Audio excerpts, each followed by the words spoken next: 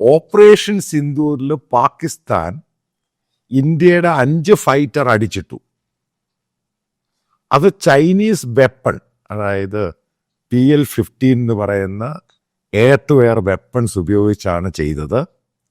Chinese aircraft ആണ് അതിൽ ഉപയോഗിച്ചത്. റഫേൽ ആണെങ്കിലും മിഗ് ആണെങ്കിലും സുക്കോയി ഇതിൽ പരാജയപ്പെട്ടു. ഇതാണ് ബേസിക്കലി. അതിനുശേഷം ഇന്ത്യ ഗവൺമെന്റ് ചൈനയ്ക്കെതിരെ ഒരു വാക്ക് പറഞ്ഞിട്ടില്ല.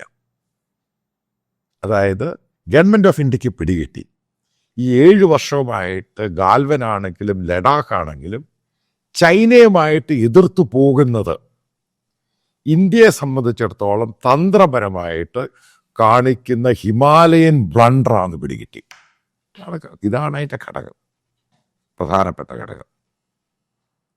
അപ്പം ഈ ട്രംപിൻ്റെ ടാരിഫിന് തൊട്ട് മുമ്പാണ് ജയശങ്കർ പോയത്. അപ്പം അത് കഴിഞ്ഞിട്ട് ചൈനീസ് വിദേശകാര്യമന്ത്രിയെ കാണുന്നു, സംസാരിക്കുന്നു, കാര്യങ്ങൾ ഉറപ്പിക്കുന്നു. അതിനുശേഷം ട്രംപിൻ്റെ ടാരിഫ് വരുന്നു, 25 വരുന്നു, പിന്നെ 50 വരുന്നു. അത് കഴിഞ്ഞ് റഷ്യ ഉക്രൈൻ ഇഷ്യൂ വഷളാകുന്നു.